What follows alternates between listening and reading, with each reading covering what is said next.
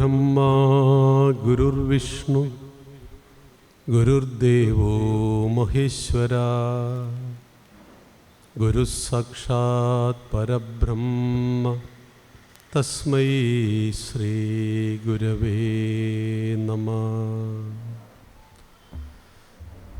എല്ലാ കുടുംബാംഗങ്ങൾക്കും സാദര നമസ്കാരം.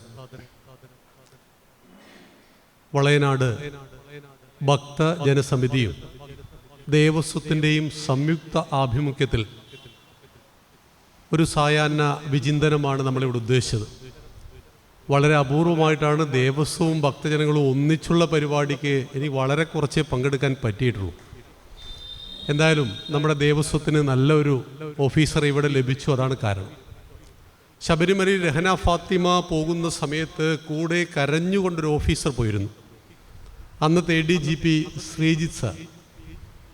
പിറ്റേ ദിവസം അദ്ദേഹം അവിടെ ചെന്നിട്ട് ഈ യൂണിഫോം കഴിച്ചു മാറ്റിയതിനു ശേഷം അയ്യപ്പൻ്റെ മുന്നിൽ പോയിട്ട് മാപ്പ് പറയുന്ന രംഗവും നമ്മൾ കണ്ടു. പലപ്പോഴും സർക്കാർ ഉദ്യോഗസ്ഥന്മാർ പലതും ചെയ്യുവാൻ ബാധ്യസ്ഥരായി മാറുന്നു, രാഷ്ട്രീയ സമ്മർദ്ദങ്ങളും മറ്റു പലതും കൊണ്ട്. എന്നാൽ നന്മ നിറഞ്ഞ ഒത്തിരി ആളുകൾ അക്കൂട്ടത്തിൽ നമുക്ക് കാണാൻ കഴിയും. അവരാഗ്രഹിക്കുന്നു, ഹിന്ദുവാണ് ദേവസ്വം ബോർഡ്. രാജഭരണത്തിൽ നിന്ന് സർക്കാർ ഭരണം വന്നപ്പോൾ ഹിന്ദുക്കളുടെ ക്ഷേത്രങ്ങൾ രാജാക്കന്മാർ സർക്കാരിനെ ഏൽപ്പിച്ചു. ക്ഷേത്രം മാത്രമല്ല, 10,000 ഏക്കർ ഭൂമിയും. എന്നിട്ട് പറഞ്ഞു, നിങ്ങൾക്ക് ഈ ഭൂമി ഉപയോഗിക്കാം സർക്കാരെ, പകരം ക്ഷേത്രത്തിന് ഇത്ര നിങ്ങൾ തിരിച്ചു കൊടുക്കണം. പലപ്പോഴും നമ്മുടെ നാട്ടിൽ പറയാറുണ്ട്, ഞങ്ങൾ ശബരിമലയിൽ ഒന്നും ഇങ്ങോട്ട് എടുക്കാറില്ല, എല്ലാം അങ്ങോട്ട് കൊടുക്കാറാണെന്ന്. ഔദാര്യമല്ല. 10,000 ഏക്കർ ക്ഷേത്രഭൂമി ദേവസ്വം ബോർഡ് വരുന്ന സമയത്ത് സർക്കാരിൻ്റെ കയ്യിൽ ഏൽപ്പിച്ചു. അതിൽ 40% ഭൂമി പലരുടെയും കയ്യിലാണ്. അങ്ങനെയാണ് മലപ്പുറം ജില്ലയിൽ ഹിന്ദു ഐക്യവേദി വലിയ കേസ് നടത്തി. ഒടുവിൽ മനോരമ കയ്യിൽ വെച്ചിരിക്കുന്ന 400 ഏക്കർ ഭൂമി നമ്മൾ തിരിച്ചു പിടിച്ചു. ഇങ്ങനെ ആരുടെയൊക്കെ കയ്യിൽ എത്ര ഭൂമിയുണ്ടെന്ന് നമുക്കറിയില്ലെങ്കിലും ഈ ദേവസ്വം എന്ന സംവിധാനം ദേവന്റെ സത്വത്തെയും ദേവന്റെ സ്വത്തിനെയും ദേവന്റെ ചൈതന്യത്തെയും സംരക്ഷിക്കുവാൻ വേണ്ടി ഹിന്ദുക്കളുടെ കൂട്ടായ്മയിൽ ഉണ്ടായതാണ്. കാരണം അതിൽ ഹിന്ദുക്കളാണുള്ളത്. ഭക്തജനങ്ങൾ വിശ്വാസിയോ അവിശ്വാസിയോ ആവട്ടെ, മതമെന്ന കോളത്തിൽ ഹിന്ദു എന്ന് പൂരിപ്പിച്ചവരാണ് ദേവസ്വം ബോർഡ് നയിക്കുന്നത്.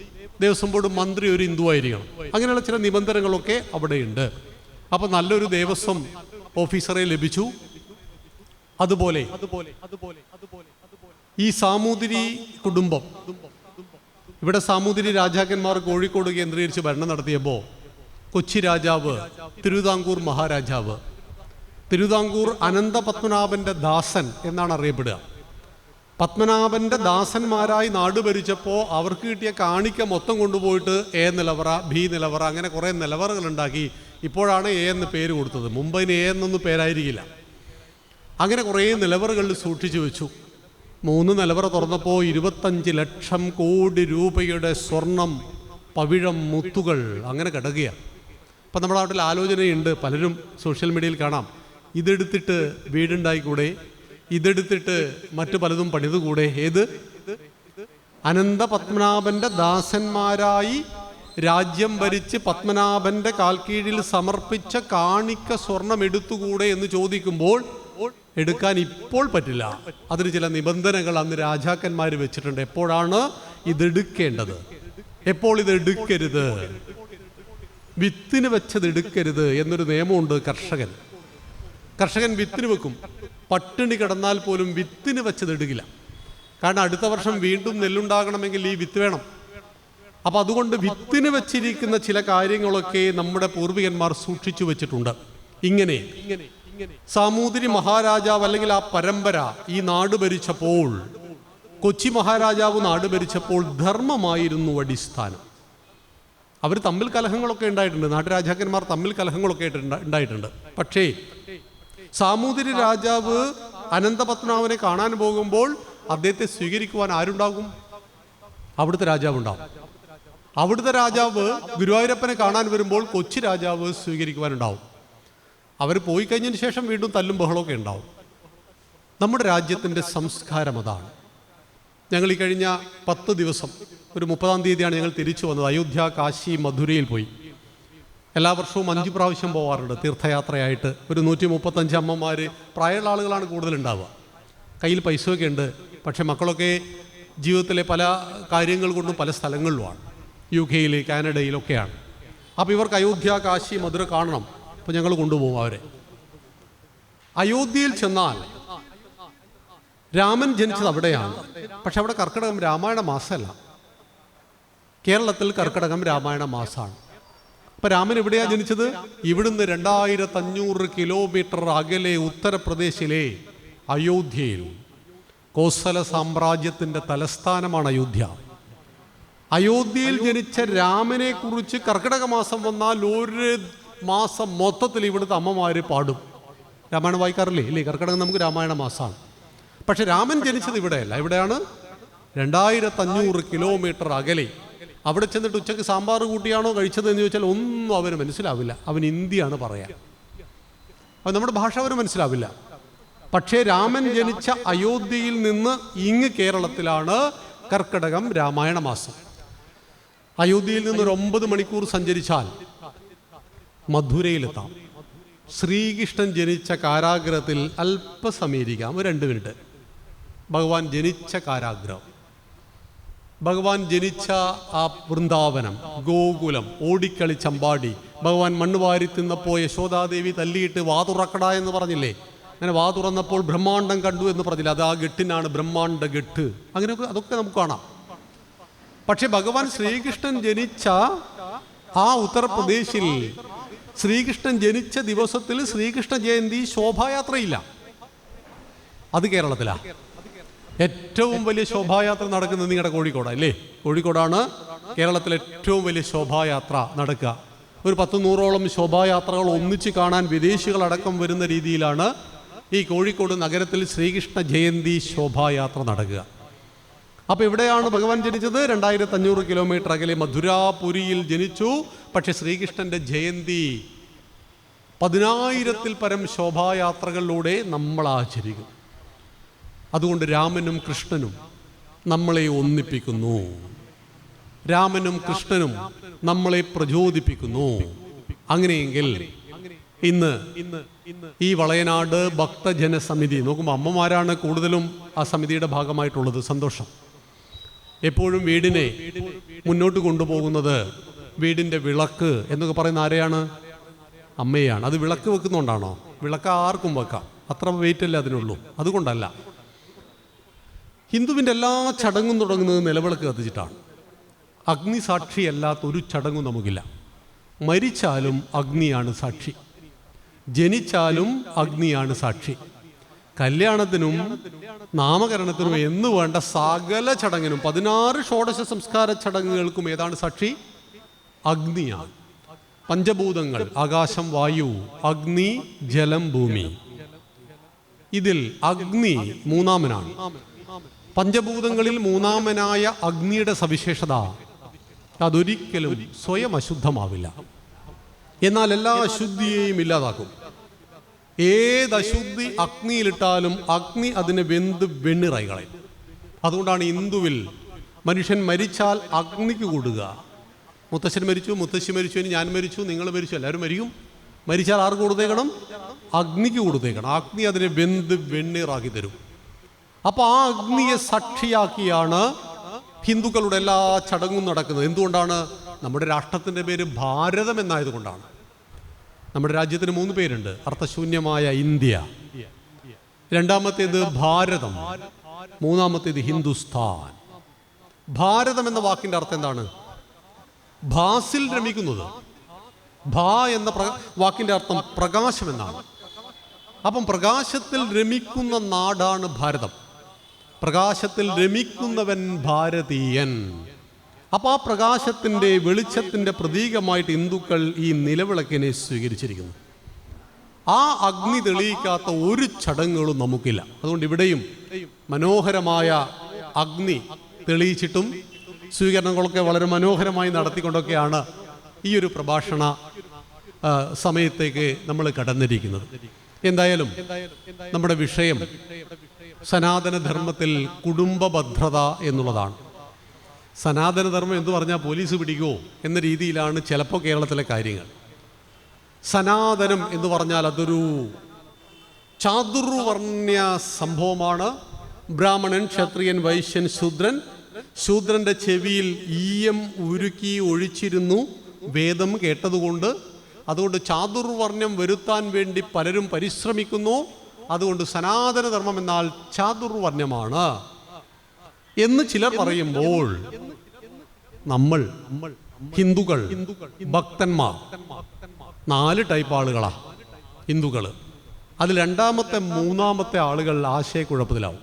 ഏതൊക്കെ 4 ടൈപ്പ് ഹിന്ദുക്കൾ? ഒന്നാമത്തെ ഹിന്ദു, ഞാനൊരു ഹിന്ദുവാണെന്ന് തിരിച്ചറിഞ്ഞ ആളുകൾ. എനിക്ക് 4 വേദമുണ്ട്, എനിക്ക് 5 ഉപവേദമുണ്ട്, എനിക്ക് 6 വേദാംഗമുണ്ട്, എനിക്ക് 18 പുരാണവും 108 ഉപനിഷത്തുക്കളും 2 ഇതിഹാസങ്ങളും 64 കലകളും അർത്ഥശാസ്ത്രവും കാമശാസ്ത്രവും അടക്കം എൻ്റെ പുസ്തകങ്ങൾ നിരത്തി വച്ചാൽ ഈ കോർപ്പറേഷൻ മുഴുവൻ വേണ്ടിവരും. അങ്ങനെയുള്ള മഹത്തായ ഗ്രന്ഥശേഖരത്തിൻ്റെ ഉടമകളാണ് ഞാനാണ്. എൻ്റെ സംസ്കാരമാണ് ഇസ്ലാമിനെ, ക്രിസ്ത്യാനിയെ, ജൂതനെ, പാഴ്സിയെ, മതമുള്ളവനെ ഇല്ലാത്തവനെ ഈ മണ്ണിലേക്ക് സ്വീകരിച്ചത്. എല്ലാവർക്കും സ്ഥാനം നൽകിയ മണ്ണാണിത്. ഈശ്വര വിശ്വാസിയായ വാൽമീകിയെയും ഈശ്വര നിഷേധിയായ ചാർവാകനെയും മഹർഷി എന്ന് വിളിച്ച മണ്ണാണിത്. അതുകൊണ്ട് ഞാൻ അഭിമാനത്തോടു കൂടി പറയുന്നു, ഞാനൊരു ഹിന്ദുവാണ്. ഇതാണ് ഒന്നാമത്തെ ഹിന്ദു. അത് കുറച്ചേ ഉള്ളൂ, നമ്മളെപ്പോലെയുള്ള കുറച്ച് ഹിന്ദുക്കൾ. രണ്ടാമത്തെ ഹിന്ദുക്കളാണ് വളരെ കൂടുതൽ വിശ്വാസികൾ. അച്ഛനും അമ്മയും ഹിന്ദു ആയതുകൊണ്ട് ഞാനും ഹിന്ദുവായി. അവരമ്പലത്തിൽ പോകുന്നത് ഞാൻ കണ്ടതുകൊണ്ട് ഞാനും അവരുടെ കൂടെ അമ്പലത്തിൽ പോയി. അവരിങ്ങനെ നമസ്കരിച്ചുകൊണ്ട് ഞാൻ ഇങ്ങനെ നമസ്കരിച്ചു. അവരെങ്ങാനും ഇങ്ങനെയാണ് നമസ്കരിച്ചെങ്കിലോ ഞാനും തലയിൽ കൈവച്ച് നമസ്കരിച്ചേനെ. ക്ഷേത്രം എന്ന വാക്കിൻ്റെ അർത്ഥം എന്നോട് ചോദിക്കരുത്. ഹിന്ദുക്കൾ കല്ലിനെ ആരാധിക്കുന്നവരാണ്, കല്ലിൽ ദൈവമുണ്ടോ എന്ന് ചോദിച്ചാൽ ഞങ്ങൾ വിഗ്രഹാരാധകരാണ്, അതിൻ്റെ അർത്ഥം ഇന്നേതാണെന്ന് പറഞ്ഞു കൊടുക്കാൻ പറ്റാത്ത വിശ്വാസിയായ ഭക്തനായ ഹിന്ദു. ഞങ്ങൾക്കെല്ലാം ഏക ദൈവങ്ങളാണ്, നിങ്ങൾക്ക് 33 കോടി ദൈവങ്ങളാണ്. നിങ്ങളുടെ ദൈവങ്ങളെല്ലാം കല്ലുകളാണെന്ന് പറഞ്ഞാൽ എന്താണ് ദൈവം, എന്താണ് ദൈവങ്ങൾ, ഈശ്വരനും ദൈവവും തമ്മിലുള്ള വ്യത്യാസം എന്തെന്ന് പറഞ്ഞു കൊടുക്കുവാൻ കഴിയാത്ത സാമാന്യ ഹിന്ദു. എന്നാൽ അവരാണ് നമ്മുടെ ക്ഷേത്രങ്ങളെ, വിശ്വാസങ്ങളെ നിലനിർത്തുന്നത്. കാരണം എല്ലാ ദിവസവും അമ്പലത്തിൽ വരുന്ന ഹിന്ദു ഇതിൻ്റെ ശാസ്ത്രീയ വശമൊന്നും അന്വേഷിക്കാറില്ല. അവൻ അമ്പലത്തിൽ വരുന്നു, അവിടെ പുഷ്പാഞ്ജലി കഴിക്കാറുണ്ട്, മറ്റ് പല പൂജകളും കഴിക്കാറുണ്ട്, ഭഗവാനെ തൊഴാറുണ്ട്. ഭഗവാനെ, എൻ്റെ കഷ്ടപ്പാടുകളും ദുരിതങ്ങളും രോഗങ്ങളും പ്രശ്നങ്ങളും ഒക്കെ ഒന്ന് അവസാനിപ്പിക്കണം, എൻ്റെ മകനെ SSLCക്ക് A+ കൂടി പാസ്സാക്കണം, എന്നാൽ 1 ലിറ്റർ വെളിച്ചെണ്ണ ഭഗവതിക്ക് എൻ്റെ വക പ്രത്യേകിച്ചുണ്ടാകും. അങ്ങനെയൊക്കെ ഭഗവതിയുമായിട്ട് ഇങ്ങനെ ഭഗവാനോടും ഭഗവതിയോടൊക്കെ കാര്യങ്ങൾ പറയുകയും പരിഭവിക്കുകയും പിണങ്ങുകയും, ഇനി ഞാൻ ഈ അമ്പലത്തിലേക്കില്ല, എൻ്റെ മോൻ SSLCക്ക് തോറ്റുപോയി എന്നൊക്കെ പറയുന്ന പിണക്കത്തിലും ഇണക്കത്തിലും ഒക്കെ അങ്ങനെ ജീവിക്കുന്ന ഭക്തരായിട്ടുള്ള രണ്ടാമത്തെ ഹിന്ദു. അതാണ് ഏറ്റവും കൂടുതലുള്ളത്. അവർ നല്ല ഹിന്ദുക്കളാണ്. മൂന്നാമത്തെ ഒരു തരം ഹിന്ദു ഉണ്ട്, അത് മതമെന്ന കോളത്തിൽ ഹിന്ദു എന്ന് പൂരിപ്പിച്ച ആളുകളാണ്. പക്ഷെ ഹിന്ദുവിനിട്ട് എന്തൊക്കെ പണി തരാമോ അതൊക്കെ അവർ തന്നിരിക്കും. മതമെന്ന് ചോദിച്ചാൽ ഹിന്ദുവാണ്. റിലീജിയൻ എന്നൊരു കോളം ഇല്ലേ, നമ്മൾ 10ാം ക്ലാസ്സിൽ 5ാം ക്ലാസ്സിൽ അല്ലേ 1ാം ക്ലാസ്സിൽ കുട്ടിയെ ചേർക്കാൻ ചെല്ലുമ്പോൾ സ്കൂളിൽ നിന്ന് ടീച്ചർ ചോദിക്കില്ലേ എന്താ മതം, അപ്പം നമ്മൾ എഴുതും ഇന്നേത്. അതിൻ്റെ അപ്പുറം വേറൊരു കോളമുണ്ട്, കാസ്റ്റ്, വാല്, അതും കൂടി പൂരിപ്പിക്കും. ഇത് രണ്ടും പൂരിപ്പിക്കും. പക്ഷെ വാ തുറന്നാൽ ഹിന്ദുവിനെതിരെ, നമ്മുടെ സംസ്കാരത്തിനെതിരെ, നമ്മുടെ ധർമ്മത്തിനെതിരെ നിരന്തരം പ്രവർത്തിച്ചു കൊണ്ടിരിക്കുന്നതും മതമെന്ന കോളത്തിൽ ഹിന്ദു എന്ന് പൂരിപ്പിക്കുകയും ചെയ്തതാണ് മൂന്നാമത്തെ ഹിന്ദു. നാലാമത്തെ ഹിന്ദു ഏതാ? ഞങ്ങൾ ഹിന്ദുക്കളെ അല്ല കേട്ടോ, ഞങ്ങൾ മുസ്ലിങ്ങളാണ്, ഞങ്ങൾ ക്രിസ്ത്യാനികളാണ് എന്ന് പറയുന്നവർ അവരാരും വിദേശത്ത് വന്നവരല്ല. 1000 കൊല്ലം മുമ്പ് കഷായത്തിനെടുക്കാൻ ഒരു മുസൽമാനി കോഴിക്കോട് ഉണ്ടായിരുന്നോ? വെറും ഒരു കഷായത്തിനെടുക്കാൻ ഉണ്ടായിരുന്നില്ല. 1400 കൊല്ലം മുമ്പ് ഒരൊറ്റ ക്രിസ്ത്യാനി ഈ നാട്ടിലുണ്ടായിരുന്നോ? ഉണ്ടായിരുന്നില്ല. പിന്നെ എവിടുന്ന് വന്നു? ഈ മതം പുറത്തുനിന്ന് വന്നു. ഹിന്ദുക്കൾ മതം മാറി, അത്രയേ ഉള്ളൂ. ഹിന്ദുക്കളായ നമ്മൾ മതം മാറി. അതുകൊണ്ടാണ് വിവേകാനന്ദ സ്വാമികൾ കേരളത്തെ ഭ്രാന്താലയം എന്ന് വിളിക്കാൻ കാരണം എന്താണെന്നറിയോ? കൊടുങ്ങല്ലൂർ വന്നു സ്വാമിജി. സ്വാമിജിയുടെ കുതിരവണ്ടി തെളിയിക്കുന്ന ഒരു ക്രിസ്ത്യാനിയാണ്, കഴുത്തിൽ വലിയ കുരിശൊക്കെ ഉണ്ട്. ഇയാൾ മനോഹരമായിട്ട് ശ്രീകൃഷ്ണൻ്റെ ഭജന പാടുന്നു. ഇത് കേട്ടപ്പോൾ സ്വാമിജിക്ക് സംശയം, അല്ല ക്രിസ്ത്യാനി, താങ്കൾ എങ്ങനെയാണ് ഭഗവാന്റെ ഭജന പാടുന്നത്? അപ്പോൾ അയാൾ പറഞ്ഞു, എൻ്റെ പൊന്നു സ്വാമി, ഞാൻ 2 കൊല്ലം മുമ്പ് വരെ ഒരു പുലയനായിരുന്നു. അന്ന് ഈ നമ്പൂതിരിയെ കാണുമ്പോൾ ഞാൻ ഓടണം. ഞാൻ മതം മാറി ക്രിസ്ത്യാനിയായപ്പോൾ ഇതേ നമ്പൂതിരി ആ വീട്ടിലെ കാര്യസ്ഥനാക്കി എന്നെ. തൊട്ടുകൂടാത്തവർ, തീണ്ടിക്കൂടാത്തവർ, ദൃഷ്ടിയിൽപ്പെട്ടാലും ദോഷമുള്ളോ, ഇവർ മതം മാറിയാൽ അവനെ അതേ നമ്പൂതിരി തറവാട്ടിലെ കാര്യസ്ഥനാക്കി നിയമിച്ചിരുന്നത് കണ്ടപ്പോൾ സ്വാമിജിക്ക് അപകടം ബോധ്യപ്പെട്ടു. സ്വാമിജി പറഞ്ഞു, കേരളം ഒരു ഭ്രാന്താലയമാണ്. ഡോക്ടർ പൽപ്പുവിനോടാണ് പറഞ്ഞത്. അതുകൊണ്ട് പെട്ടെന്ന് തന്നെ നിരന്തരമായ ആചാര്യന്മാരുടെ പ്രവർത്തനം വേണം, സന്യാസിമാരുടെ പ്രവർത്തനം വേണം. അവർ നേതൃത്വം കൊടുക്കണം. പിന്നൊരു ഒഴുക്ക Sreenarayana Gurudevan, Chattampi Swami Thiruvadikal, Mahatma Ayyankali, Mannath Padmanabhan, T K Madhavan, Pandit Karuppan, R Sankar, Kumaranasan, Sahodaran Ayyappan, doctor Palpu തുടങ്ങിയ നവോത്ഥാന നായകന്മാരും ഗുരു പരമ്പരയുമെല്ലാം ഈ മണ്ണിൽ അങ്ങോട്ട് ഉഴുതും മറിച്ച് പ്രവർത്തിച്ചു. 50 വർഷക്കാലം തൊട്ടുകൂടായ്മ പോയി, തീണ്ടിക്കൂടായ്മ പോയി, ദൃഷ്ടിയിൽപ്പെട്ടാലും ദോഷമുള്ള അവസ്ഥ പോയി. സ്വർഗീയ മാധവ്ജി 52 കൊല്ലം മുമ്പ് ആലുവയിൽ തന്ത്രവിദ്യാപീഠം സ്ഥാപിച്ചു. പുലയനും പറയനും അമ്പലത്തിലെ ശാന്തിക്കാരനാകാമെന്ന് പറഞ്ഞു. തൊട്ടുകൂടാതെ, തീണ്ടിക്കൂടാതെ, തീണ്ടിക്കൂടാത്തവരായി പുറത്തു നിന്നവർക്ക് അമ്പലത്തിന്റെ ശ്രീകോവിൽ കയറി പൂജ നടത്തുവാൻ കഴിയണം. എത്രയെത്ര പേർ, ആദിവാസി സഹോദരങ്ങൾ, പുലയർ, പറയർ, ഈഴവർ, നായർ, എല്ലാവരും ഇന്ന് അമ്പലത്തിലെ ശാന്തിക്കാരായി. എവിടെയാ തൊട്ടുകൂടായ്മ ഉള്ളത്? എല്ലാം മാറ്റി. പക്ഷെ ഇപ്പോഴും നമ്മുടെ നാട്ടിലെ ആളുകൾ പറയും ഹിന്ദുക്കൾ ജാതിയാണെന്ന്. ഹിന്ദുക്കൾ ജാതിയാണ്, നമ്മളെ അങ്ങനെ വിഘടിപ്പിക്കാൻ പറയുമ്പോൾ അടിസ്ഥാനപരമായിട്ടുള്ള ഇത്തരം കൂട്ടായ്മകൾ, അതാണ് ഇതിൻ്റെ യൂണിറ്റ്. ഈ പ്രദേശത്തിൻ്റെ ഭക്തജനങ്ങളുടെ കൂട്ടായ്മ. അപ്പം നമ്മളെ പഠിക്കുക, ഞാൻ ആരാണ്, ഞാൻ എന്തല്ല. മനുസ്മൃതി പറഞ്ഞിരിക്കുന്നു സ്ത്രീക്ക് സ്വാതന്ത്ര്യമില്ല. ശരി, മനുസ്മൃതി പറഞ്ഞിട്ടുണ്ട്. പറഞ്ഞാൽ ഹിന്ദുക്കൾ അനുസരിക്കുമോ?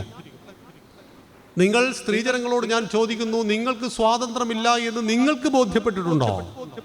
സ്ത്രീ ആയിപ്പോയി എന്നതുകൊണ്ട് ഇവിടെ ഇങ്ങനെ ഒന്നിച്ചിരിക്കുന്നതിന് എന്തെങ്കിലും തടസ്സമുണ്ടോ? സ്ത്രീ ആയിപ്പോയി എന്നതുകൊണ്ട് രാഷ്ട്രപതിയാകാൻ നിങ്ങൾക്ക് തടസ്സമുണ്ടോ? സ്ത്രീ ആയിപ്പോയി എന്നതുകൊണ്ട് പ്രധാനമന്ത്രിയാകുവാനും രാജ്യരക്ഷാ വകുപ്പ് മന്ത്രിയാകുവാനും തടസ്സമുണ്ടോ? MLA ആകുവാനും MP ആകുവാനും മന്ത്രിയാകുവാനും മുഖ്യമന്ത്രിയാകുവാനും രാഷ്ട്രപതിയാകുവാനും പ്രധാനമന്ത്രിയാകുവാനും ഹിന്ദു സ്ത്രീകൾക്ക് തടസ്സമൊന്നുമില്ല, ഉണ്ടോ? അങ്ങനെയെങ്കിൽ മനുസ്മൃതിയിൽ സ്ത്രീക്ക് സ്വാതന്ത്ര്യമില്ല എന്ന് പറഞ്ഞാൽ ഹിന്ദുക്കൾ അത് അംഗീകരിക്കുന്നുണ്ടോ? ഇല്ല. അംഗീകരിക്കാത്ത മതനിയമങ്ങൾ എവിടെ പറഞ്ഞാലും നമുക്ക് കുഴപ്പമില്ല. ഇനി മനുസ്മൃതി എന്ത് പറയുന്നു പറഞ്ഞില്ല എന്നത് മനുസ്മൃതി വെച്ചുകൊണ്ട് നമുക്ക് പിന്നീട് ചിന്തിക്കാം. കാരണം 2850 പരം ശ്ലോകങ്ങളുള്ള മനുസ്മൃതിയിലെ ഒരൊറ്റ ശ്ലോകെ വിമർശകന്മാർക്ക് അറിഞ്ഞുകൂടും. ഏതാണ്?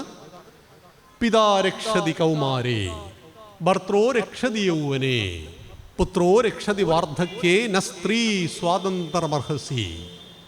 ആ ശ്ലോകം മാത്രം കൃത്യമായിട്ട് പഠിച്ചു വെച്ചിട്ടുണ്ട്, അത് മാത്രം. പക്ഷെ എത്ര നാര്യസ്തി പൂജ്യന്തേ രമന്തേ തത്ര ദേവത. എവിടെ സ്ത്രീ പൂജിക്കപ്പെടുന്നുവോ അവിടെ ദേവതമാർ സന്തോഷിക്കപ്പെടുന്നു എന്നത് പഠിച്ചു വെച്ചിട്ടേ ഇല്ല, അവൻ കണ്ടിട്ട് പോലുമില്ല. അതുകൊണ്ട് ഹിന്ദുവിൻ്റെ 33 കോടി ദൈവങ്ങളിൽ എൻ്റെ പ്രിയപ്പെട്ട അമ്മമാരെ, നിങ്ങൾക്കാണ് സംവരണം കൂടുതൽ. 55% സ്ത്രീകളാണ്.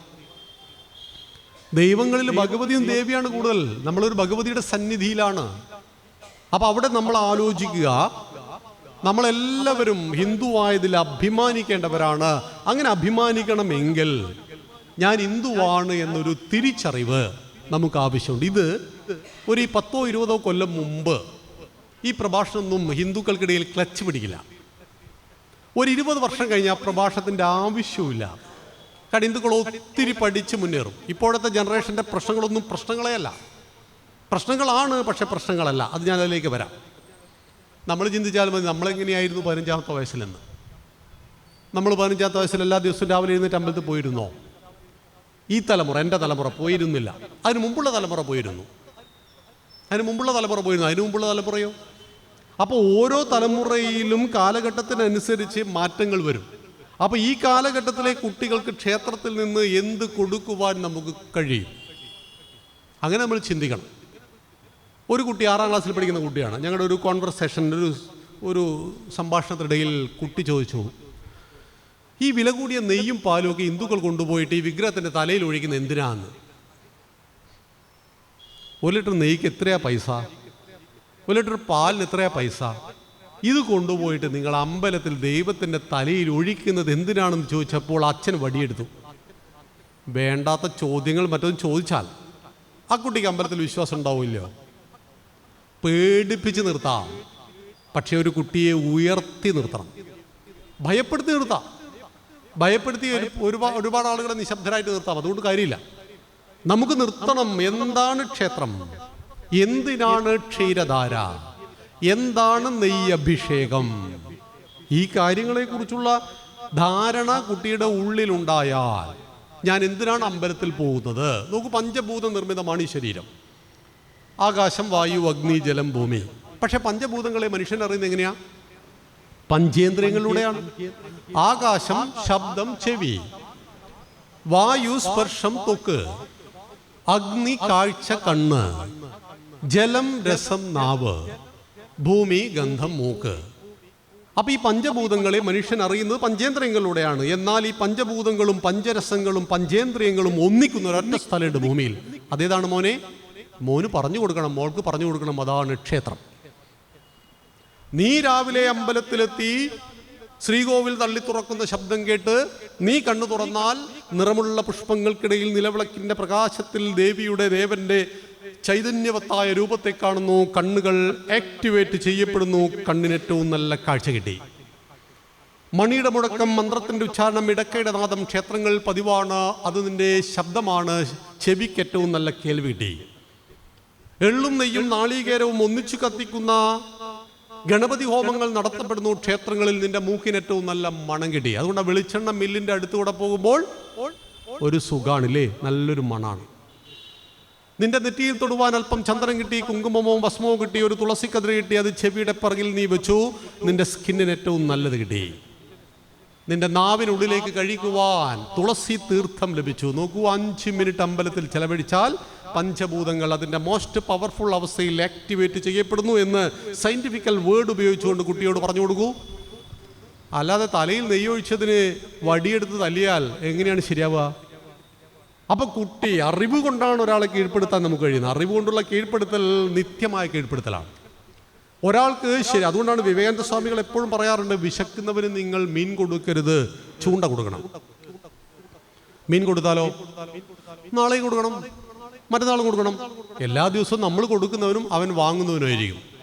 എന്നാൽ ചൂണ്ട കൊടുത്താലോ, പൊന്നു മോനെ, ഞാൻ ഈ കുളത്തിൽ നിന്ന് മീൻ പിടിച്ചിട്ടാണ് ഞാൻ കഴിക്കുന്നത്, അതുകൊണ്ട് നീയും ഇങ്ങനെയാണ് മീൻ പിടിക്കേണ്ടത് എന്ന് ചൂണ്ട കൊടുത്ത് പഠിപ്പിച്ചാൽ ജീവിതകാലം മുഴുവൻ അവൻ നന്ദിയുള്ളവനായിരിക്കും.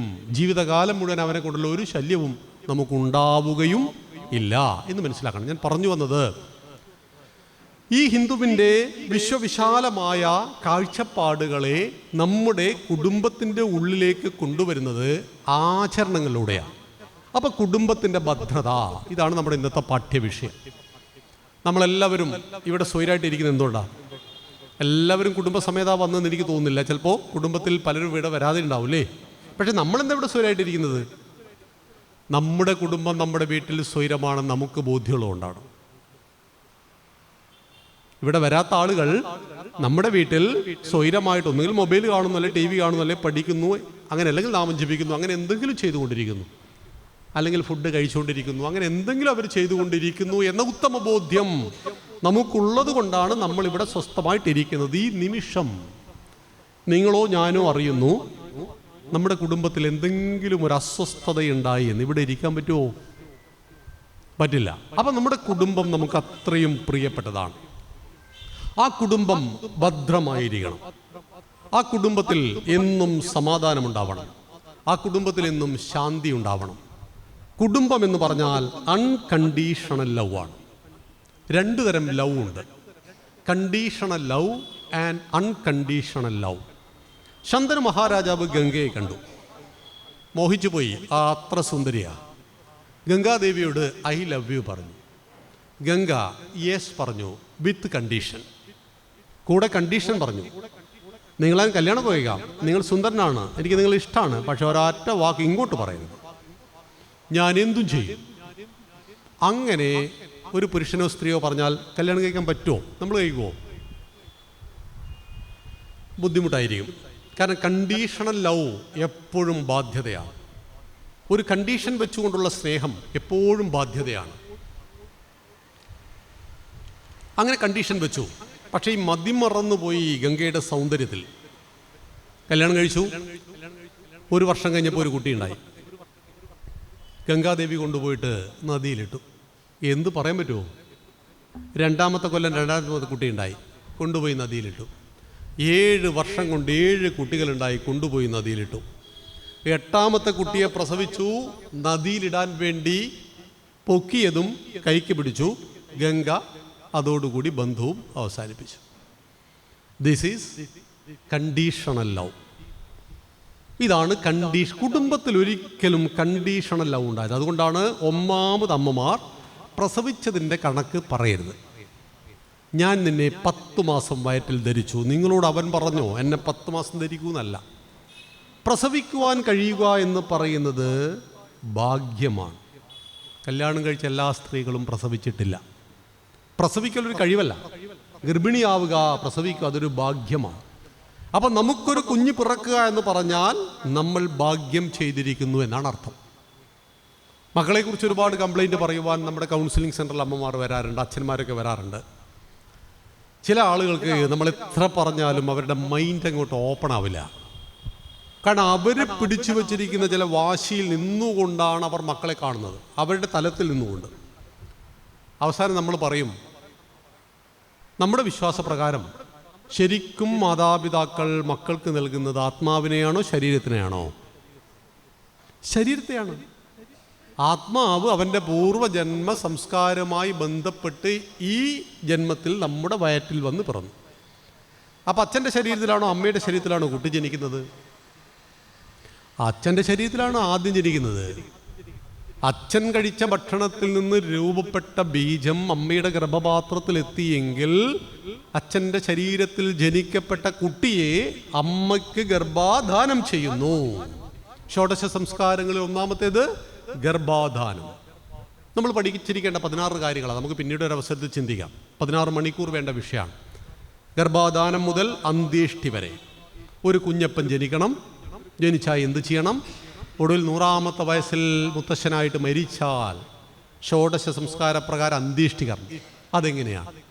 അപ്പം ഇങ്ങനെ അച്ഛനും അമ്മയും ചേർന്ന് അണ്ടവും ബീജവും സമ്മാനിച്ച് ഗർഭപാത്രം സ്ത്രീക്കുള്ളത് കൊണ്ട് ആ ഗർഭപാത്രത്തിൽ കുഞ്ഞായി വളർന്ന് 10 മാസം കൊണ്ട് പുറത്തേക്ക് വരുമ്പോൾ ഈ കുഞ്ഞിന് പ്രാണൻ അഥവാ ആത്മാവിനെ പ്രദാനം ചെയ്യുന്നത് അച്ഛനും അമ്മയും അല്ല. അതുകൊണ്ട് തന്നെ ഒരു പരിധി വിട്ട് മക്കൾ നമ്മുടെ നിയന്ത്രണത്തിൽ നിൽക്കുന്നില്ലെങ്കിൽ അച്ഛനും അമ്മയും ഉരുകി ഇല്ലാതാകരുത്. കാരണം അച്ഛനും അമ്മയും മക്കൾക്ക് നൽകിയത് ശരീരമാണ്. അവൻ്റെ പൂർവ്വജന്മ സംസ്കാരവും അനുസരിച്ചിട്ടാണ് 3 മക്കളുണ്ടെങ്കിൽ 3 കോലത്തിലായിരിക്കും, 3 പേർ 3 രൂപത്തിലുമായിരിക്കും, 3 ഭാവത്തിലുമായിരിക്കും. ഇത് അടിസ്ഥാനപരമായിട്ട് ഹിന്ദു കുടുംബത്തിലെ എല്ലാ കുടുംബത്തിലെയും മാതാപിതാക്കൾ ഹൃദയത്തിൽ ഉറപ്പിക്കണം. ഈ കുഞ്ഞിനെ ഗർഭത്തിൽ വഹിക്കുവാനുള്ള ഒരവസരം ഈശ്വരൻ എനിക്ക് നൽകിയിട്ടുണ്ട്, മറിച്ച് അവൻ്റെ ആത്മാവ് ഞാൻ നൽകിയതല്ല. അപ്പം നമ്മുടെ കുടുംബം ഏറ്റവും സന്തോഷത്തിൽ ജീവിക്കണമെങ്കിൽ ആ കുടുംബത്തെക്കുറിച്ച് നമ്മൾ ചിന്തിക്കണം. അങ്ങനൊരു കുടുംബമുണ്ട്, അതാണ് ദശരഥ മഹാരാജാവിൻ്റെ കുടുംബം. ആ കുടുംബവും നമ്മളുമായിട്ട് എന്താണ് ബന്ധം? നമുക്ക് അല്പസമയം കുടുംബത്തിൻ്റെ ഭദ്രത സനാതന ധർമ്മത്തിൽ എന്നതുകൊണ്ട് നമുക്കത് ചിന്തിക്കാം. ദശരഥ മഹാരാജാവിന് 3 ഭാര്യമാരാ. കൗസല്യ, കൈകേയി, സുമിത്ര. 3 ഭാര്യമാരോടും തുല്യ സമീപനം. എന്നാൽ ചെറിയൊരു വീക്ക്നെസ് കൈകേയിയോടുണ്ട്. അത് വലിയ പാരയുമായി. പാർഷ്വാലിറ്റി, പക്ഷഭേദം നമ്മളെ തകർത്ത് കളയും. അതീവ സുന്ദരി കൂട്ടത്തിൽ കൈകേയിയായിരുന്നു. കേകയ രാജ്യത്തെ രാജകുമാരി, ഭ്രമിച്ചു പോകുന്ന സൗന്ദര്യത്തിൻ്റെ ഉടമ. ആ കൈകേയി യുദ്ധഭൂമിയിൽ തേരാളിയായിട്ട് വർദ്ധിച്ചു. അപ്പം ഭർത്താവിനൊപ്പം ഭാര്യ എവിടം വരെ പോകണം? യുദ്ധഭൂമി വരെ. സ്ത്രീ ആയിപ്പോയി എന്നത് ഒന്നിൻ്റെയും പരിമിതിയായിട്ട് ഭാരതം സങ്കല്പിച്ചിട്ടില്ല. പുരുഷൻ യുദ്ധത്തിന് പോകുന്നുവെങ്കിൽ അവനെ തേര് തെളിയിക്കുവാൻ